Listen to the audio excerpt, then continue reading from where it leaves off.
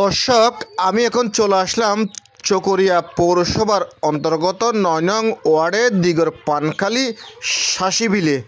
এই বিলটি বিশাল আকারে একটি বড় বিল, এখানে প্রচুর পরিমাণ চাষ হয়, তাই আমি এখানে চলে আসলাম। আসলে এখানে চলে আসলাম যে এখানে যারা শাসিরা আছেন, এটা বিশাল একটি, আমার পিছনের অংশ দেখতেছেন, বিশাল একটি অংশ চাষাবাদের জায়গা। এখানে প্রতি বছরে যে মৌসুমি ধান কিংবা আমন ধান, যে বুরু ধানের এখন শীতকালের যেই পর্যায়ে যেটা চাষ হবে, সবজি চাষ, বছরে তারা 3বার এই জমি থেকে ফলন তুলেন। 3বার ফলনের মধ্যে যে বর্ষা মৌসুমে যে এখানে আমন ধানের চাষ হয়েছিল, তো সেই চাষের বিষয় কীরকম হয়েছিল চাষ, আর সেই চাষিদেরকে ঘিরে আমাদের চকরিয়া যে উপজেলার অন্তর্গত যে কৃষি বিভাগের তৎপরতা কী ছিল। তো গরিব অসহায় চাষিরা যে চাষাবাদ করে প্রতিনিয়ত, এখানে চাষিদের ক্ষেত্রে যে আমাদের উপজেলা কৃষি মহোদয়ের বিশাল আকারে একটি বরাদ্দ থাকেন আমরা জানি। তো আমি চলে আসলাম সেই বিষয়ে তথ্য জানতে। এখানে যিনি এই জমিগুলো চাষ করেছেন, এই ফলন কীরকম হয়েছে, ধানের চাষ, এই আমন ধানের চাষ কীরকম হয়েছে, কিংবা কি পরিমাণ ধান ফসল চাষিরা ঘরে তুলতে পারতেছেন, সেই বিষয়ে আমি এখন জানবো। আপনাদের এই জায়গাটার নাম কি? কি নাম? দিগর পানখালী পৌরসভার ৯ নম্বর ওয়ার্ড, তাই না? আচ্ছা, ৯ নম্বর ওয়ার্ড। এখানে এই বিলটার নাম কি? এই বিলটার নাম চাষি বিল। আচ্ছা, এখানে আপনি কি পরিমাণ চাষ করেছিলেন? এই যে ধান, আমন ধান, কি পরিমাণ চাষ করেছিলেন এই বছর? সোনালী পাইজাম। যে সোনালী পাইজাম আপনি কত বিঘে চাষ করেছিলেন? 1 বিঘে চাষ করেছিলেন। তো 1 বিঘাতে আপনি কি পরিমাণ ফলন পেয়েছেন? এবারে চাষ আপনি কি পরিমাণ ধান তুলতে পারবেন ঘরে?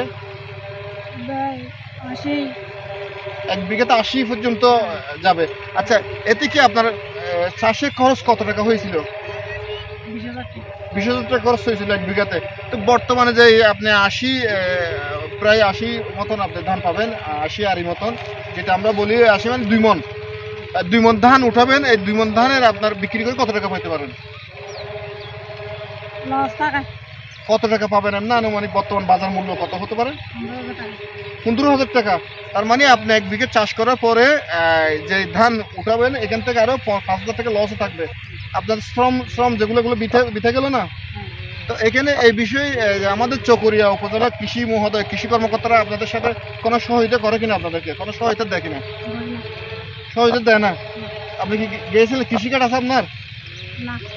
কৃষি কার্ড আছেন যে ওই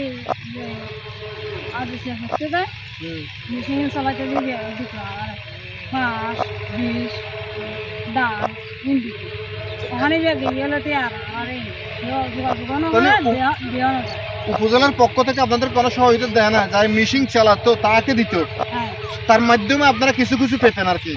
তো এখন 5 আগস্টের পর থেকে উনি চলে যাওয়ার পর থেকে আর কিছু পান নাই। তো অবশ্যই আপনার বাড়ি কোথায়?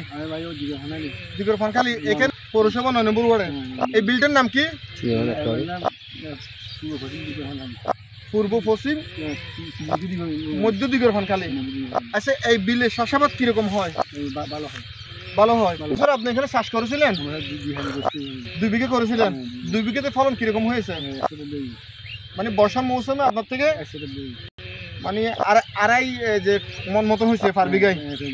তো মনে কত টাকা হতে পারে? মনে 340 টাকা। চাষ করতে খরচ কত টাকা হয়েছিল? 20,000 টাকা পার বিঘায় খরচ হয়েছিল। তো লাভ কত টাকা উঠাইছেন? লাভ 10,000 টাকা পাইছেন। তো এখানে আমাদের যে চকরিয়া উপজেলা কৃষি কর্মকর্তাদের মাধ্যমে আমাদের চকরিয়া কৃষিদের জন্য প্রচুর পরিমাণ বরাদ্দ থাকে। তো আপনি কোনো সুযোগ সুবিধা পেয়েছেন কিনা? কখনো পান নাই। তো এইখানে যে প্রতি বছরে যে বরাদ্দগুলো আসে পৌরসভা সহ বিভিন্ন কৃষকদের জন্য, এই বরাদ্দগুলো কোথায় যায়? সামসারা খেয়ে ফেলতে। আপনার কৃষি কার্ড দিছে? কৃষি কার্ড নাম দিয়ে, কৃষির কার্ড নিয়ে আপনার নাম অন্যজনে তুলে। তো আপনারা এগুলো কিছু বলেন না এদেরকে? বলে বহুত বলেছি, আমি কথা শুনে না। আমি কথা শুনি। আচ্ছা, এইভাবে কি প্রতি কৃষকের যে এরকম প্রতারণা হয় না? আচ্ছা, প্রিয় দর্শক, আমি এখন কথা বলতেছিলাম যে আবু সৈয়দ, যিনি কৃষক, এখানেও বর্তমানে এই বিলের মধ্যে যেখানে দাঁড়িয়ে আছি, পিছনে হয়তো ধান দেখতে পাচ্ছেন। উনি এই আমন ধানের যে মৌসুমি আমন ধানের 2 বিঘে চাষ করেছিলেন। কিন্তু ওনার মাধ্যমে আমি এই মুহূর্তে জানতে পারলাম যে আমাদের চকরিয়া উপজেলাতে প্রতি বছরে যে কৃষি বিভাগের যেই উপজেলা কর্মকর্তা ও যে কৃষি কর্মকর্তার মাধ্যমে যে বরাদ্দগুলো হয় কৃষিদের জন্য, ওনারা কখনো এই অনুদানগুলো পায় না। তো এত অনুদান কৃষি বিভাগের, এত টাকা, এত অর্থ যে কৃষিদের জন্য বরাদ্দ থাকে চকরিয়াতে, এগুলো যায় কোথায়? প্রশ্ন জনগণের কাছে।